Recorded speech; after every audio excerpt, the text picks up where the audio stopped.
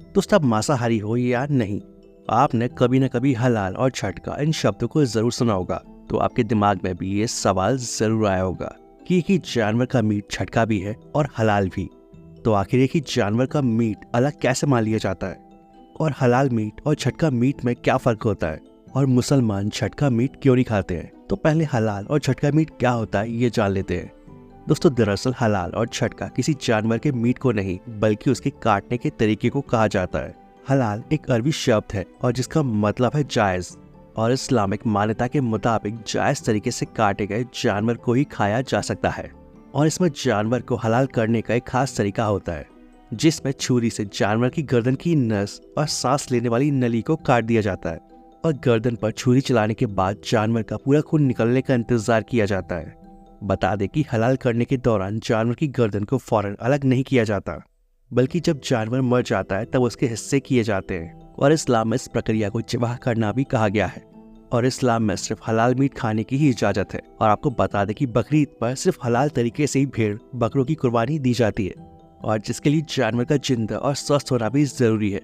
और अगर साइंटिफिक वजह की बात की जाए तो हलाल किए गए मीट में ब्लड क्लॉटिंग कम होती है, क्योंकि इस तरीके से काटे गए मीट में जानवर की केवल नसें ही काटी जाती है और उसका पूरा शरीर बाद में काटा जाता है। और ब्लड क्लॉटिंग कम होने की वजह से गोश्त सॉफ्ट रहता है और ये ज्यादा दिन तक खराब नहीं होता, और इसकी वजह शरीर से पूरा खून निकल जाना है।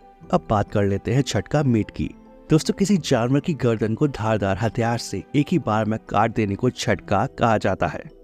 और कहा जाता है कि छठ में जानवर को मारने से पहले उसे बेहोश कर दिया जाता है, और जिससे उस जानवर को दर्द का ज्यादा एहसास नहीं होता।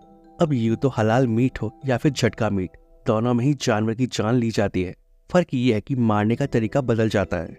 हलाल करने से पहले जानवर को पेट भर के खिलाया जाता है, जबकि छठ में जानवर को भूखा रखा जाता है। और छठ का तरीका अपनाने वालों का कहना है कि इससे जानवर को दर्द नहीं होता, क्योंकि इसमें एक झटके में ही जानवर की जान ले ली जाती है। जबकि हलाल फूड अथॉरिटी के मुताबिक किसी भी जानवर को मारने के लिए उसे बेहोश नहीं किया जा सकता है। और छठ मीट के खिलाफ लोगों का सबसे बड़ा मत यही है कि ये सेहत के लिहाज से भी ठीक नहीं होता। लेकिन कैसे? तो इसकी वजह है ब्लड क्लॉटिंग। झटके से काटे गए जानवर में काफी तेजी से ब्लड क्लॉटिंग की प्रोसेस शुरू हो जाती है, और जिससे काटी गई जगह पर ब्लड के थक्के जम जाते हैं और पूरे जानवर में ही ये प्रक्रिया होने लगती है।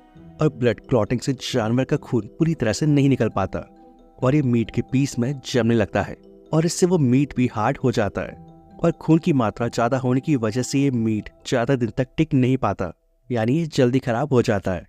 दोस्तों, ये ब्लड क्लॉटिंग वो प्रोसेस होती है जो हमें घाव लगने पर शुरू होती है, जिससे बॉडी में से ज्यादा खून ना निकल पाए।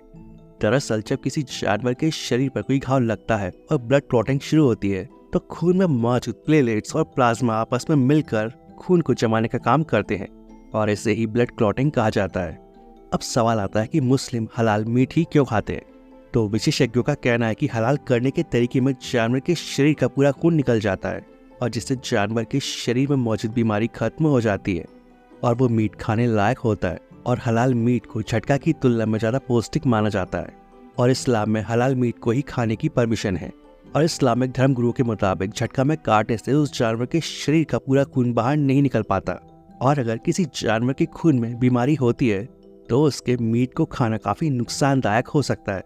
वहीं हलाल करने से जानवर के जिस्म का पूरा खून पूरी तरह से निकल जाता है, और जानवर का खून बहने से उसके मीट की बीमारी खत्म हो जाती है, और इसी वजह से मुसलमान छठ मीट नहीं खाते हैं। वहीं हलाल मीट लंबे समय तक चलता है और उसमें से बदबू आने की पॉसिबिलिटी भी कम रहती है। तो दोस्तों, अब आपको काफी अच्छे से क्लियर हो गया होगा कि छठ और हलाल इन दोनों में क्या फर्क होता है।